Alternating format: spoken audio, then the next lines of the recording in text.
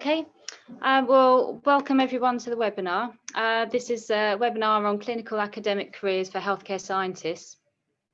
If you don't know me already, my name's Sarah McQuaid. I'm a healthcare scientist in nuclear medicine physics here at University College Hospital. The reason I wanted to put on this webinar is I think there are a lot of people that would like to follow this sort of career path, and I think there are a lot of benefits both on a personal level and for our patients and our departments as well. But I get the sense there's a lot of people are a bit hesitant to do it, or maybe there's some barriers to it actually happening. So I get the feel that more people would like to do it than are actually currently doing it at the moment. So I wanted to explore what some of those barriers are and hear from people that have already taken that approach to their careers to see what experience they've had and what we can learn along the way. So a little bit, I'll introduce you to our panel very shortly, but just before I do, just a quick thing about the format. This will be a panel discussion, and there will be the opportunity to ask questions to the panel, and we'll cover some of those questions at the end. So you can submit your questions throughout the session. You'll see there's a Q&A box, so type your questions in there, and so that we can come back to those at the end of the webinar. Okay, so now I'm going to introduce you to our fantastic panel. I'm going to start with Emma. Could you introduce yourself, please, for the audience? Hi, yeah, I'm Emma Rees. I'm a clinical scientist in cardiology, and for the last 15, 16 years, I've been employed in a permanent senior lecturer post at Swansea University, and then I have an honorary contract for clinical work with a local university health board. Thank you, Emma. And Ellen? Hello, everybody. I'm Ellen Donovan. I'm a healthcare scientist in radiotherapy physics. I was 25 years in the NHS, and in that time I did my PhD self-funded and part-time, and then got 2 NIHR awards for early postdoc and senior postdoc. I'm currently visiting professor at the University of Surrey. I'm also a mentor for people who follow clinical academic careers with the NIHR. I have two people that I help mentor. So a lot of relevant experience for this webinar. Dan? So I'm have an NHS job. I'm as a clinical scientist within nuclear medicine physics. I'm also the lead for research and training within my NHS group. And I've got an honorary contract with the University Oncology Department. I've held 2 personal fellowships from NHR, as well as hosted 2 NHR internships to kind of encourage people to go into kind of academic roles. Thank you. Lefteris? Hello, everyone. I'm Lefteris Livieratos. I've been working as a clinical scientist in nuclear medicine physics here at Guy's and St Thomas's Hospitals for the past 20 years. I came into working in the NHS with a research background, and more recently I developed a dual role. So I had an NIHR senior clinical lectureship, which enabled me to work with King's College London, and I continue to do this now as a reader in medical physics with King's College. Brilliant, thank you, Lefteris. And Anna?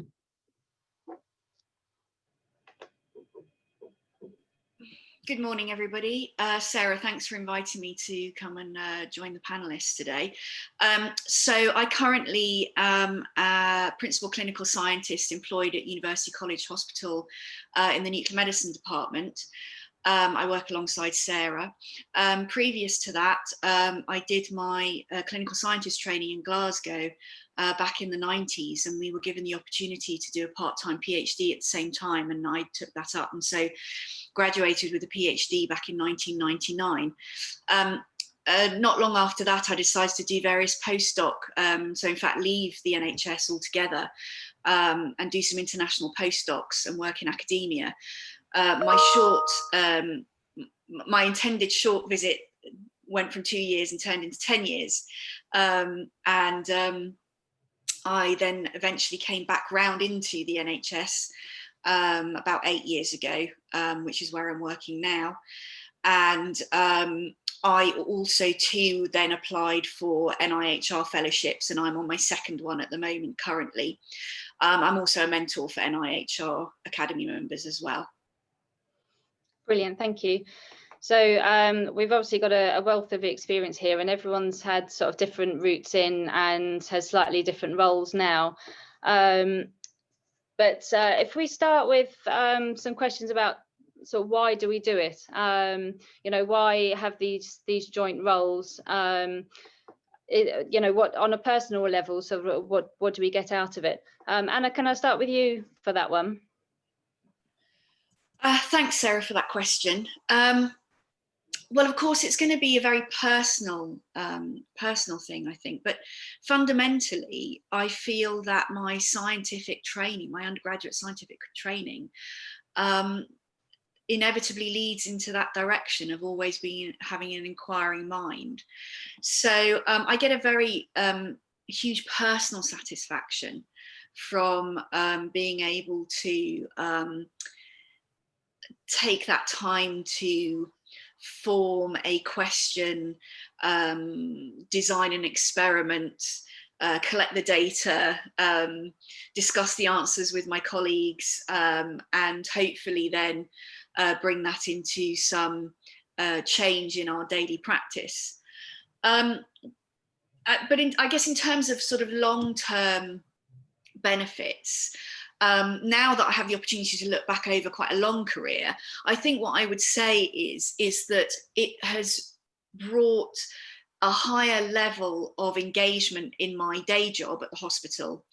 I've met some amazingly wonderful people during my research career who have got me to think very differently about the way I do things, have asked me pertinent questions, have got me asking why I'm doing things a certain way. And I could never have imagined when I was doing my PhD that I would ever end up with a career that I've had. But I think bottom line is it's personal satisfaction. If I wasn't able to have the 50% that the NIHR have given me, I would probably question why I was going into work every day. Great, thank you, Anna. Does anyone else on the panel have something to add to that? Apologies. Oh, yeah. I'm just trying to see the hand raising function. Emma. Yeah, I think for me, it was about, you know, in cardiology, we haven't had a very strong research culture for clinical scientists. And I became very aware that the evidence base underpinning our practice perhaps needed to be strengthened. And so for me, this career path gave an opportunity to develop the skills and the knowledge to start building that evidence base, to start challenging the status quo. And ultimately, for me, it's about the scale of the impact. So, you know, when you're on your own in your department, you might be able to influence local quality improvement, perhaps, and that sort of thing. But a career as a clinical academic allows you to really scale that up, I think. So, you know, it's about patient outcomes, improving the patient experience, and trying to do that on a bigger scale. Yeah, absolutely. And I think as well, you know, being scientists, I think it's an opportunity to real sort of get into some meaty science that perhaps you wouldn't otherwise have the opportunity to do. Lefteris? I totally agree with what has been said, and I would like to emphasize what Anna said about the personal factor there. The personal motivation is a very strong one.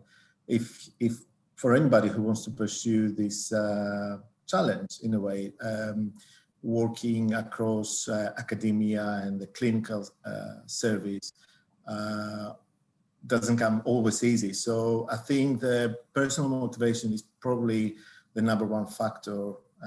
I don't think anybody just starts setting to develop a dual career without that. Yeah, absolutely. Ellen?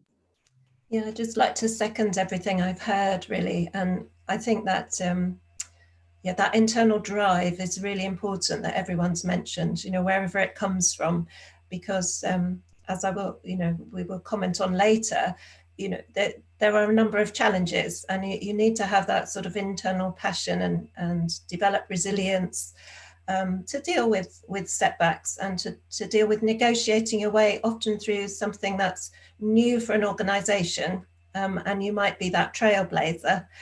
So that drive, that passion, that curiosity is very much what kept me going, I feel, and I sense that from others who've spoken as well.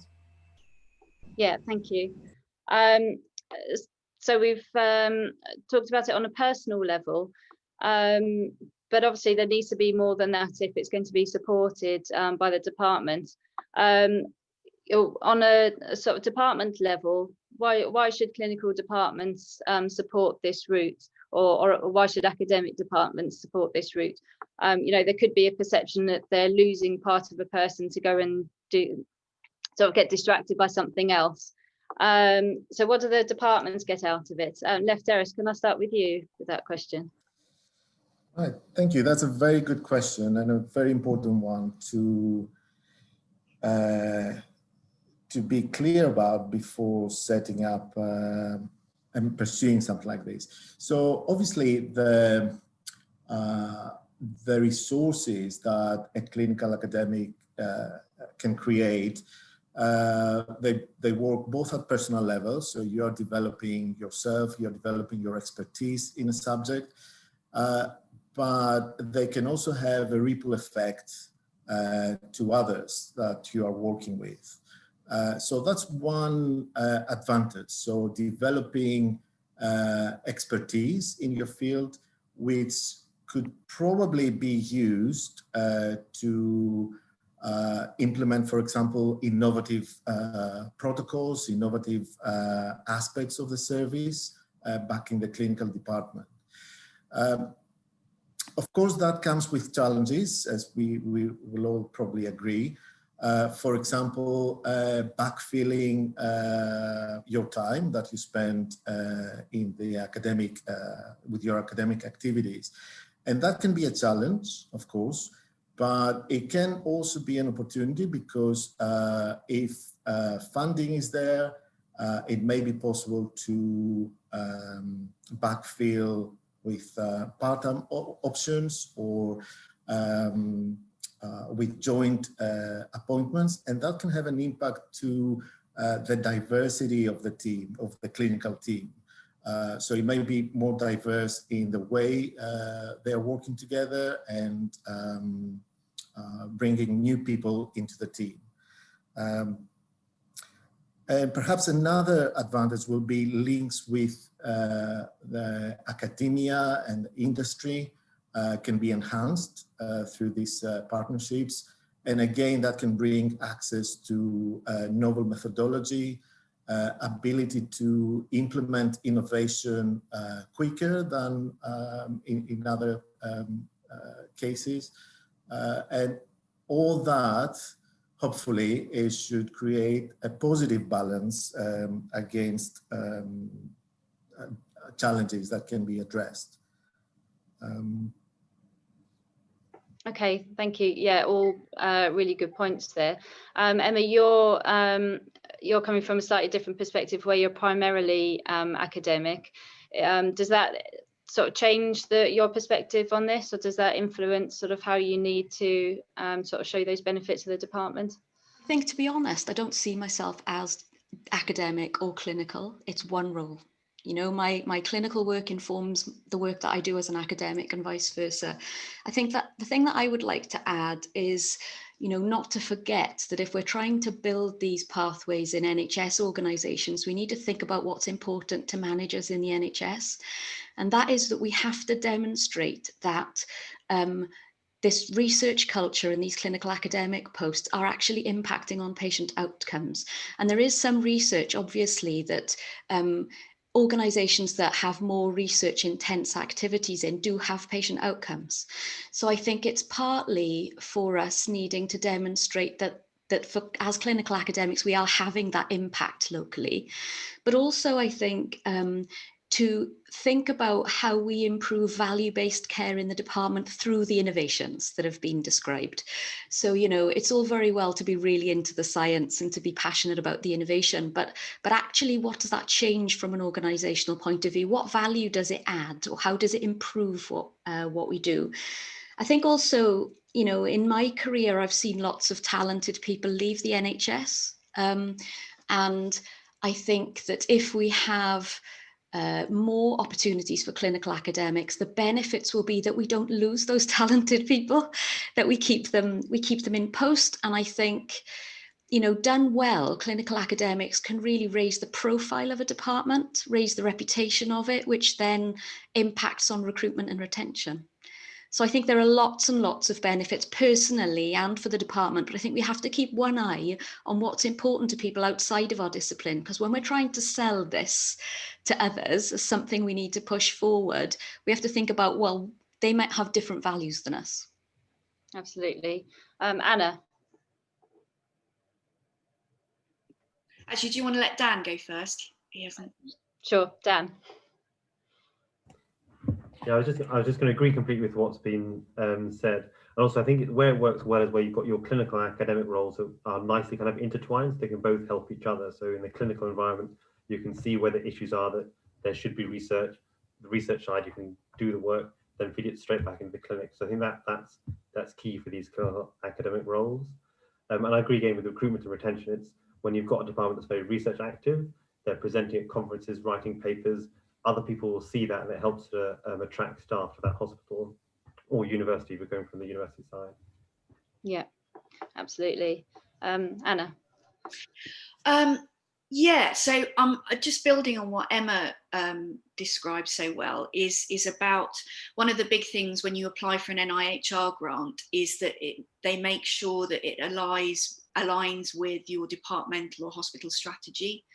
Or visions, targets, and I think that's really, I think that's incredibly important, and also ties in with what Dan was saying about you don't want it separate from your day job, you want it completely integrated, hence the word. And I think that a lot of us probably do it anyway, and so then if you get it badged externally, that not only helps you carry it forward, but it also helps people within the department recognize that what you're doing is also value added. And then finally, I suppose, you know, I think, and this might be a bit of a controversial thing, but I think we need to keep asking ourselves, why are we called clinical scientists? Why are we called scientists? Okay, because that's different. Having that background of training, where you want to call it research methods or not, I notice during my day job how differently I approach things that I come across every day compared to my colleagues who do not have the same research background as me. And I think that this idea from NHS to encourage leadership and essentially research skills, research leadership is essential, because there are so many things that are facing us going forward in the future where these skills are the only way we're going to get them implemented. And there's not enough of us. There's not enough of us right now who are capable of doing that. And that needs to change. So that's how we show our benefit. That's how we show the integrated clinical academic career benefit to our departments and our hospitals. Of course, it's the same for the medics and the nurses and everybody else who wants to do an ICA, is that there's that balance between, you know, yes, but I've got a service that I have to deliver, and now you're going off for 2 PAs in order to write a paper or read a paper or anything. But I think that's, you know, the mindset needs to change, and it is slowly, especially with the NHS People's Plan, I think. Thank you, Anna. Lefteris? Yes, I just wanted to pick on the last point about the word scientist in the clinical scientist. And that goes together with what I think Anna mentioned already, that many of us have been doing or are doing aspects of this role of researching a topic already. It's part of our nature as clinical scientists, it's part of our job in many ways. But taking it to another level of being able to do it with more focus and appropriate resources, that's where you need you need careful consideration, and you need schemes that help you develop all that. So there is an element that we are doing already in our job, but getting further and protecting your time, having access to resources, that's something that requires an extra effort.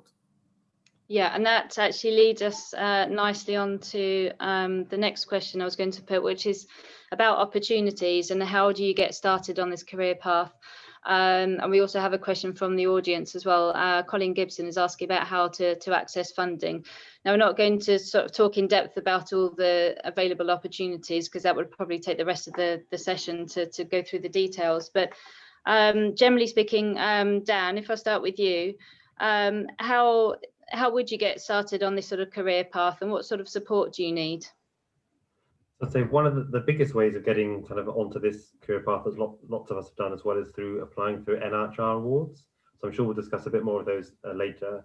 But they have the advantage where they give you backfill, so you kind of can keep your permanent job, be it with the NHS or with the university, and then go out onto either kind of a full-time academic role, doing the project you've designed and want to be involved in, or kind of an integrated clinical academic role where you still do some clinical work combined with your academic aspect. And the NHR website lists all the different options available, and they're always very friendly if you want to reach out and discuss your sort of suggestions with them and see which scheme you'd be best to apply for. And they've got schemes all the way from kind of pre-masters level all the way up to professorship, so there'll be a scheme there for everyone pretty much. And I'd say it's useful that you can either do a full-time academic or this split kind of clinical academic role, which is what we're mainly discussing today. As well as kind of NHR, there's also kind of individual charities. So if it's a specific disease you're interested in, it could be that an individual charity will have some funds available to allow you to do work. Because initially you may want to start with a really small research grant. I know different professional bodies have kind of research grants they give out as well that allows you to do a small project kind of to see, oh, do I like this sort of project I'm involved in? Do I want to make it bigger before you do kind of a bigger, like large grant application? And the most important thing really is to talk to people both kind of within your local department, either NHS or university, see if anyone else is doing these sorts of roles. And the NHR, I know, have a list on their website of everyone who's had an NHR award, both now or in the past. So you can kind of look up, see who's available in your kind of local network to discuss it with. And I know in the past, the National School of Healthcare Science have talked about having a list of kind of clinical academics listed on there somehow, so that it can kind of help different people at any stage of the career be put in touch with people in their area who may not have done an NHR award, where you kind of can see it on that list. The other newish thing that NHR started to think is a great idea is, I think for clinical lectureships and senior clinical lectureships, you can host what's called an Nhr Internship. So that allows someone locally to do a very small project over like, I think it's like 6 months or so, maybe a day a week, so they can get some experience of doing a project. They can go on some courses, there's funding associated with it to backfill that post. So it just gives a taster for the clinical academic role, and then they can see whether they enjoy it and whether they want to kind of pursue future opportunities. Great, thanks, Dan. And I guess the thing with the NIHR fellowships is that they are very clinically focused. You know, that's their remit, so they're expected to have that impact on patient benefits, you know, within a relatively short time frame. So again, that sort of ties in with sort of possible requirements for the department. Emma. Yeah, I'm thinking of people perhaps who might be slightly earlier in the pathway than that. And I would just like to emphasize about reaching out to HEIs around you to find out who's doing what research, and just kind of initially trying to make contacts about how you could facilitate or get involved, or, you know, to just dip your toe in the water. Often when you apply for a grant, people expect that you have some skills or some knowledge. And I think, you know, where do you start before that? How do you get that? Within cardiology, sometimes we do trials with industry, with, for example, pacemaker companies. And that can be a really good way, if you're very novice, to start getting involved with maybe one of the consultant cardiologists who may be a PI for a clinical trial. And, you know, initially you might only be involved in sort of data collection and doing tests, but, you know, the more initiative you show, the more you can get roped into the methodologies and how a trial is run. So I think don't forget about those early options. And, you know, NHS organisations sometimes have funding for small research projects. You might be able to get a sort of pathway to portfolio grant or something like that. I think the important thing is to just start somewhere. And, you know, thinking of grants, it can be a bit off-putting and a bit overwhelming. But if you come and find somebody who's had a little bit of experience and do it together, it's not quite so daunting. Perfect, yes. And related to that is, you know, we're talking about the need for sort of support, you know, within your department or potentially elsewhere outside your department if necessary. Ellen. Yeah, there's some really great suggestions there, and you know, I agree with all of them. I just wanted to make the point about sometimes you have to be a bit brave as well, both in approaching people, and you know, when I have approached people, you know, very senior to me, they've actually been really good and you know, very encouraging, but also personally brave. So my PhD was self-funded, and pretty much a lot of it in my own time, because you know, I never thought, you know, I'd be somebody who would do a PhD, and then a very senior clinician just happened to mention it in passing, which sort of sparked the idea. But at the time, I couldn't work out how to fund it, so I funded it myself. You know, that might not suit everybody, I appreciate that, but you know, there are often solutions to these things, and sometimes you have to think quite laterally about them. And sometimes, as I say, maybe you have to take a bit of a step into the unknown in various ways.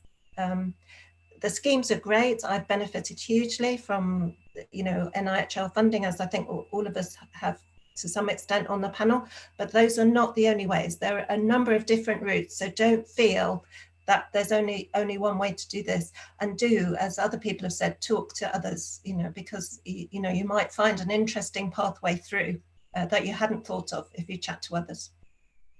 Yeah, absolutely. And left Eris. Right, probably there is too much of an iteration here, but I think it's really important to emphasize the role of the environment, the people that you can interact with and they can help you in the process, the role of mentoring. So for example, in my case, I hugely benefited from the development of a very active radiochemistry research group. And although it's not my direct field of research interest, there was a synergistic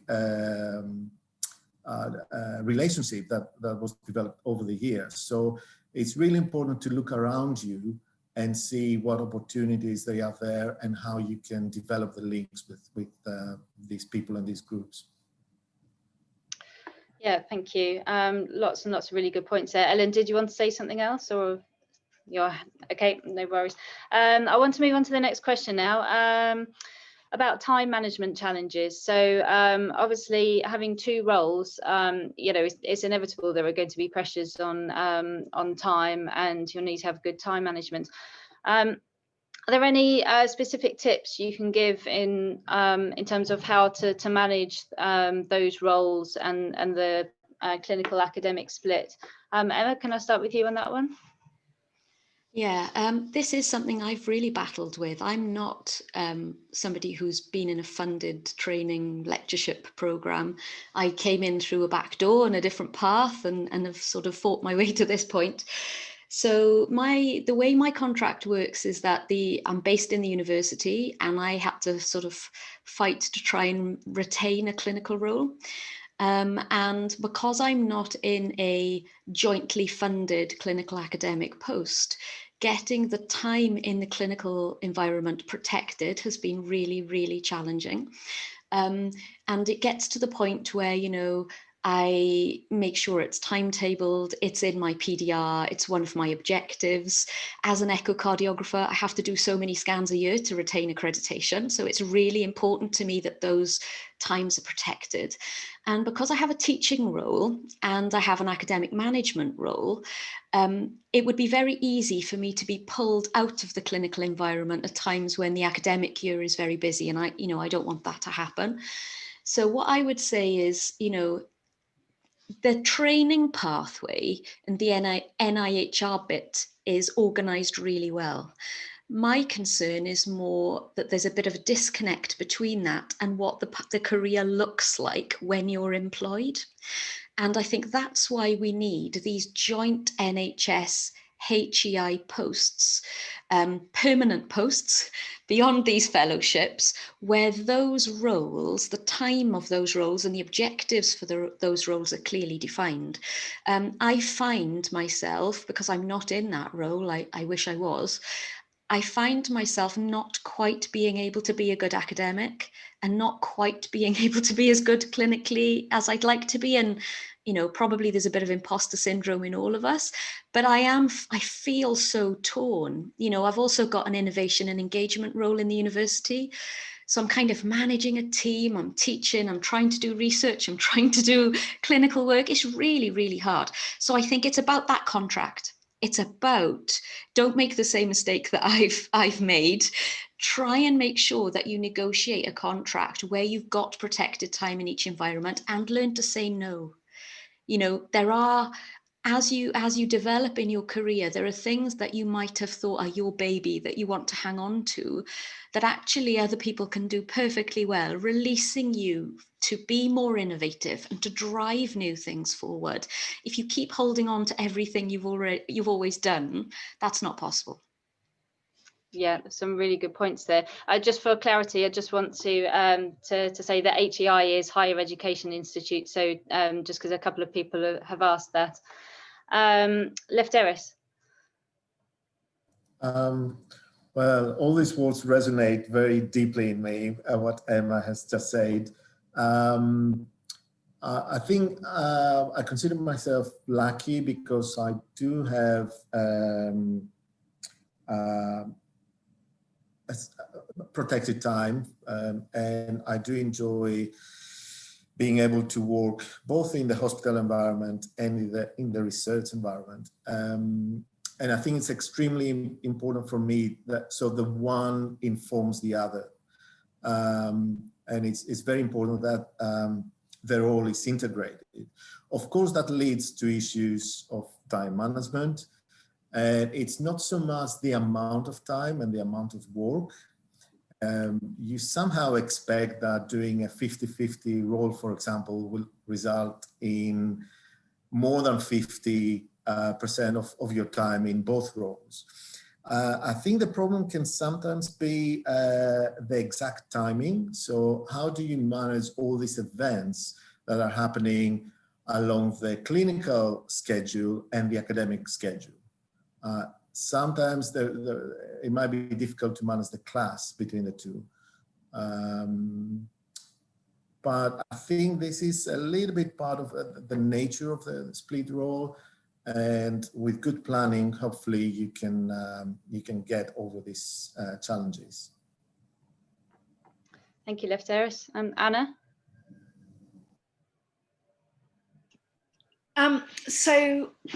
Okay, I'm going to take a slightly different tack on this. One is, if we go back to Emma's point about very early career, before you get to our stage, how can you manage your time? So just sort of the very practical things would be something like, making sure that you have a very good scheduler. You use whether it's paper or electronic, that you get your calendar and you start using it a lot, and you start scheduling your appointments in different colors or whatever, things like that.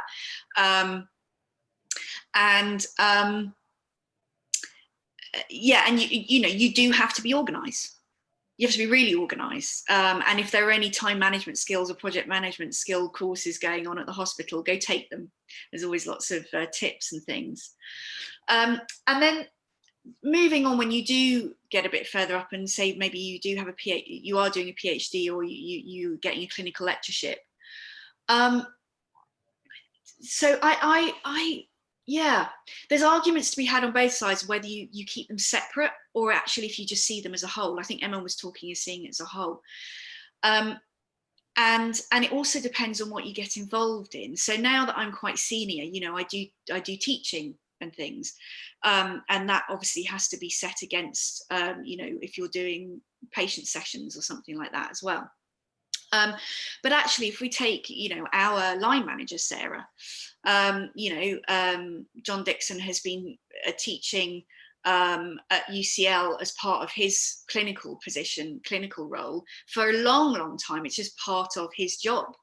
And certainly my supervisor, when I was coming up, that blended role of sort of, you know, partly teaching and PhD supervision and development, presenting at conferences, that wasn't a separate part of his job. That's what he was as a hospital clinical scientist.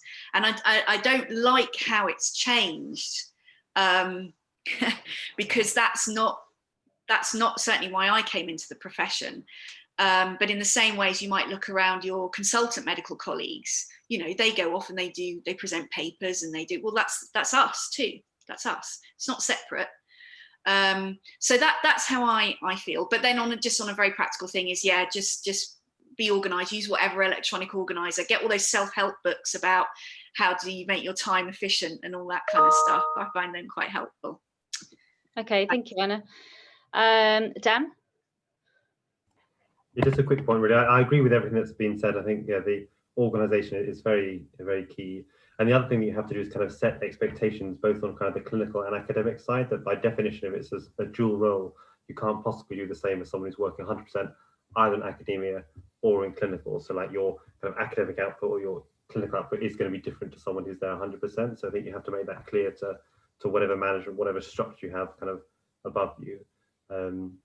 So in my role, I kind of went down the kind of fixed days for academic time, which works fairly well in terms of you've got dedicated time, but obviously invariably clinical things will happen whenever. So you'll end up spending some, whenever you have academic time, you'll always end up doing some clinical work. So you just have to try and manage it. And for post where it's kind of treated as kind of two part-time things rather than what Em was saying is kind of one combined thing, which is obviously the ideal. Obviously you end up two part-time jobs is almost always going to be more than one full-time one. So there's always lots of kind of, the admin is sadly the same on both jobs. So as Anna says, the organisation is key, really. Yeah, absolutely. And there's a question here from the audience. Steph Withy has asked, do you have advice for people working part-time to pursue a clinical academic career? I work 3 days a week, so balancing clinical and academic work is difficult. Emma, do you have something in response to that? I've done this part-time. So I have a child who's 5, and out in the middle of my PhD, I had to become part-time. So it is definitely possible, but what you have to do is really think carefully about your priorities. So, you know, you can't achieve the same thing clinically or academically as you can full-time, but people will expect you to. So I think you have to be really, really firm about, you know, what is the focus of your research going to be? You can't just be cast your net too wide. You have to be really, really focused on a discrete project, I think, perhaps with a multidisciplinary team or a strong support network around you. And I think when you're part-time, funding becomes even more important because you can't do everything yourself. You know, if you're full-time, you can do a lot of the research, project management and the writing and stuff yourself. When you're part-time, that's really, really hard. So I think having, you know, a trials unit involved, having your hospital's research and innovation department on board and that sort of thing, those things for me were more important when I was part-time, because otherwise I felt like I was just, you know, constantly eating to the time when I shouldn't have been in work. And, you know, I didn't want to do that. Yeah, absolutely. So it's possible, but it, you know, you have to have a much narrower focus. Sure, that's very good advice. Ellen? Hello, I've also been part-time really for the majority of my time as a clinical academic. So it is possible. So, you know, as Emma has said, don't be put off if you are part-time. And also remember, if you are part-time for whatever reason, you're probably using, just in managing your life, a great many of the skills that you can also bring into managing your work. You know, you probably are juggling things and working out schedules. So you actually have all that life experience of managing your life that you can bring into your work as well. But it's also important to be realistic, because you know you will have a reduced time as to what you can achieve. And I think, well, probably for everybody, there's a level of, you know, actually looking after yourself in all of this as well. You know, stop beating yourself up about it. You know, look at what you have done as well as what you haven't done, because I think we're very good at focusing on what we don't do well, what we haven't done, but look at what you have achieved as well, as part of looking after yourself. Yes, it will be more difficult if you're part-time, but it's not impossible. Two of us have just said that's how we've done things. And I think that message about, you know, just thinking about yourself in the midst of all of this as well, is important. Absolutely. Left Terrace. Just wanted to go back to a slightly different point that has to do with time management. It was mentioned how perhaps in previous generations there was an expectation, it was more clear that teaching and research and innovation and development is very much part of what we do as clinical scientists. And I wonder if that perception has gradually changed, because now our training pathways are more defined, although I must admit research tools and research methodology is very much part of the curriculum of STPs. But perhaps the expectation that somebody coming into the profession now will have to be involved with R&D, innovation, harnessing innovation to optimize and develop patient outcomes is very much of what we do anyway. And I wonder if there are ways to re-emphasize this expectation as part of our normal contracts. So that's why it goes back to time management. If it's considered to be part of our job description, then there will be time to devote to things like that. Yeah, absolutely. You know, different departments set things up in a different way, and that obviously has an impact on how these things sort of come to fruition, or how they're structured. Emma? I think the problem in my discipline is that since I've been in the profession, which is 25 years or so now, there's been a massive change in demand and capacity for clinical services, massive. So, you know, whereas when I started, there was time to be more research active for those who wanted it in departments, now there isn't. So you could be a band 7, band 8, and you could be absolutely flat out doing heart scans or device clinics every day, and there is no space for anything else. And often people are working well beyond their contracted hours just to do clinical service delivery. And I think it's about an organizational change, an organizational culture change. We have to go back to embedding research roles and research opportunities into our job descriptions and career pathways right from the postgrad level. So, you know, this idea of a career pathway, it shouldn't just start when we are mid-career, when we're my age. You know, I would love to be looking at the graduates coming out of our degree program and thinking they've really got what it takes to be a clinical academic. Where is the career pathway for them? You know, sometimes what we see is people who have really got what it takes to be a good clinical academic. They go and work in the NHS, they get swamped by this clinical work, and they lose their passion for research. So I think it needs an organizational change to say, okay, in our organization, our strategy is going to be one of looking more long-term. This is how we need to future-proof our service. Because what happens is we get so busy doing, we don't challenge the way we're doing it and how we're doing it, and there's no innovation because we don't have time to think. So the only way to change that is for organizations to prioritize research opportunities immediately from graduation. And I think, as advocates for clinical academic roles, that's kind of a responsibility I feel I'm trying to kind of push local organizations to think about it a little bit more. But, it would be good if it was done at a higher level, I think. Yeah, I agree with you there. And it ties in with a question that's been asked about how do I convince my department to let me be involved in research when they're already pushed for time and staff. And that also ties in with what I was going to put as the next question of what challenges are there for the host department. For example, things like backfill and things like that. Have you got anything else to add on that specific topic, Emma? I think personal experience is that if you go with an idea that's well thought out for research in your department and you have the skills to carry it out, there is generally support for it. What is hard is finding the time to get that. And that's where sort of small research grants can help. So if you can get a research grant that just pays for your time for research, then that can be a big help. But also perhaps engaging other people in the research, so that you're not doing all of it. And it might be that if you can link up with your local university, they might have someone who could do research with you, who might not be in the clinical environment, but might be able to support all those extra research activities that you don't have time to do, so that you can focus on the clinical research and the analysis of the data.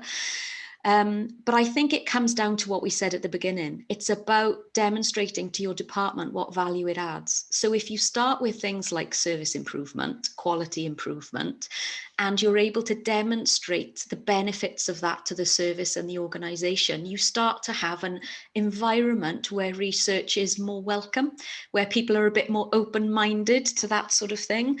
But I think you have to take small steps. You can't go in and, say you want to do this massive research project straight away if you've not got a PhD or you don't have the right skills and you don't have a team around you. You're not going to gain support that way. Personally as well, high level support from medical colleagues is important. As non-medical clinical academics, initially, I think having a research active medic aligned with what you're doing or supporting you is really helpful. And they can champion the value of what you're going to do in your organization. They will have far more weight behind their opinion sometimes with the managers above departmental managers than we would have. So I think, try and find somebody who's sympathetic to the way you want to go, who's at that level, and see if they'll champion you. Great. Yeah, really good advice there. And we've touched on it before that if your department doesn't already have a sort of an established a sort of research sort of history, then it may be that you need to go outside of your own department to get that support. So one way or another, you need that support, but where you get it from could potentially be kind of variable. I'm going to share my screen again because related to this is, just bear with me. I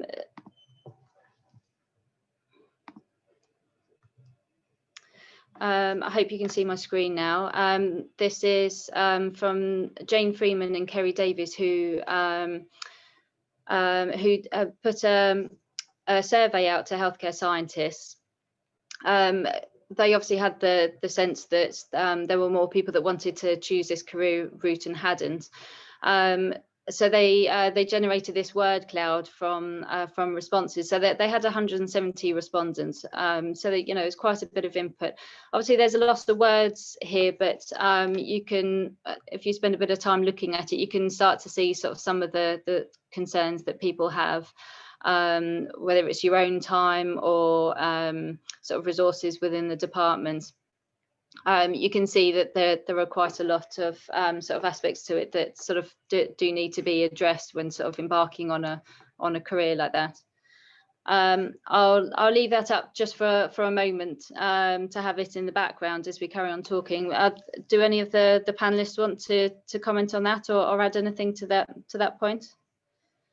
Sorry, I can't see the hands raising at the moment. So if anyone wants to step in and say something. I'd like to say something about the funding, if that's okay. Absolutely. And it's just that people who enter this pathway should be aware that it is fraught with rejection. So, you know, there are massive benefits to being in a clinical academic post, and it's really exciting. I love the mix of roles that I have. But one of the things that was quite hard is coming from an environment in the NHS where I was, you know, fairly expert in the field that I was working on. Everything was successful, everything was going really well. And then you come into an academic environment where it is the norm to have lots of grant rejections and papers not being published. And that can be a real culture change.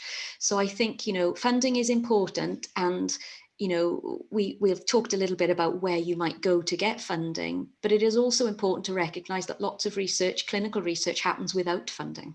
Or with very small amounts of funding, and that the norm is rejection. So people shouldn't come in and start to feel demoralised by the rejection. That is normal. And I think more of us are starting to talk about it on social media so that people don't feel like, oh my gosh, it's only me, I can't do this, I'm the only one who's not successful.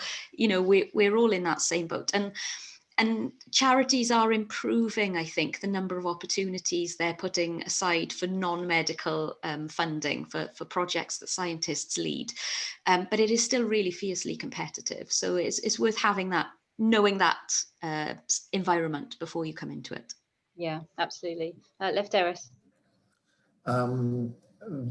This was a very, very good point. And I wanted to also highlight the fact that we shouldn't necessarily paint a rosy picture of a clinical academic or of academia and research. There are many challenges and difficulties, and perhaps I would rather not do that if I was able not to be asking questions in my mind and wanted to pursue certain directions. So I think it's important for somebody embarking into that journey to be aware of all these difficulties, like you know, access to funding and academic success and so on. Yeah. Rosie.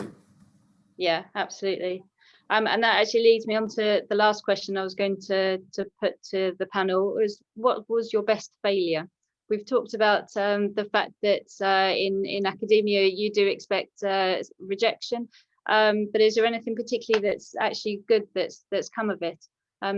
Ellen, have you got something to contribute on that point? Oh yes, I have plenty of failures.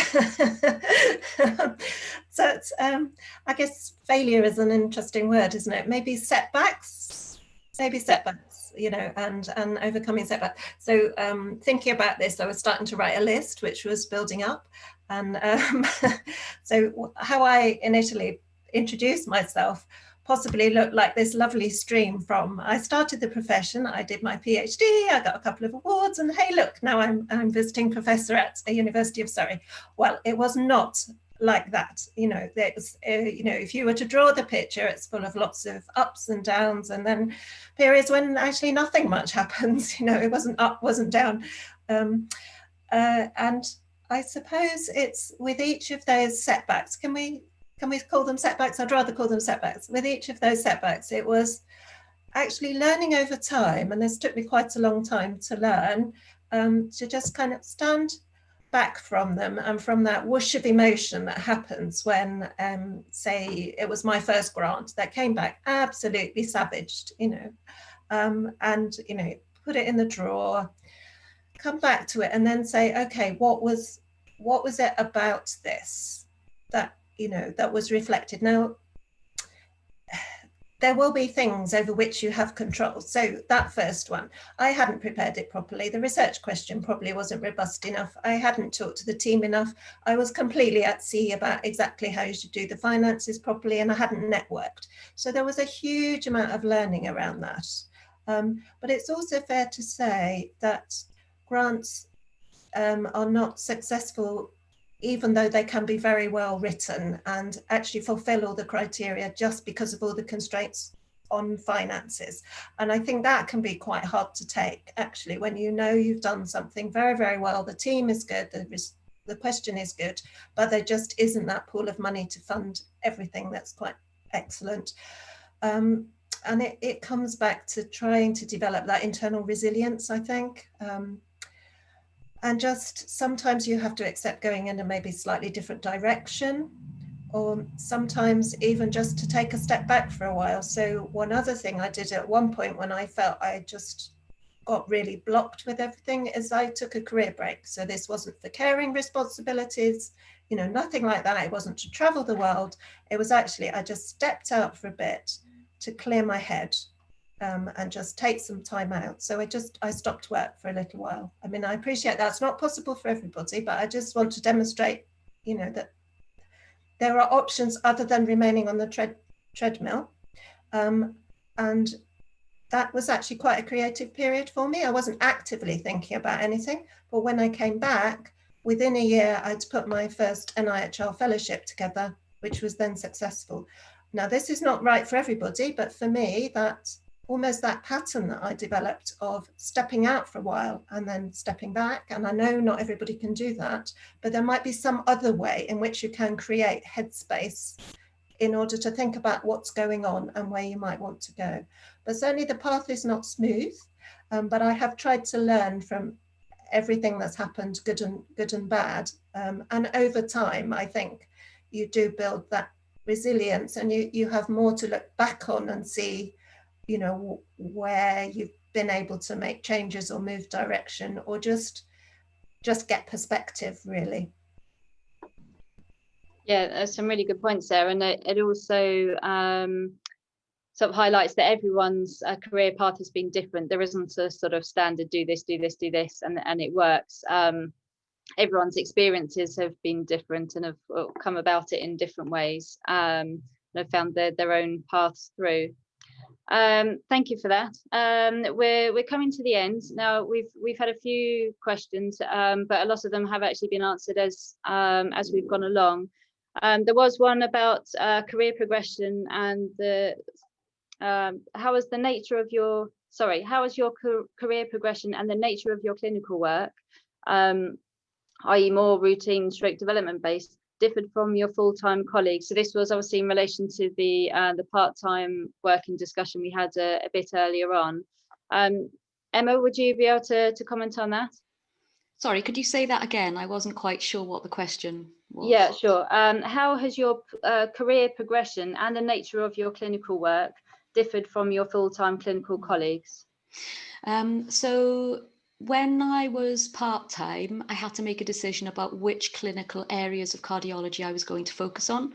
So I had a dual specialism in devices and echo, and I had to pick one because I couldn't retain clinical competence in both. So I did that. And as my career has progressed, I've perhaps moved away from acute cardiology. I used to work in a tertiary centre.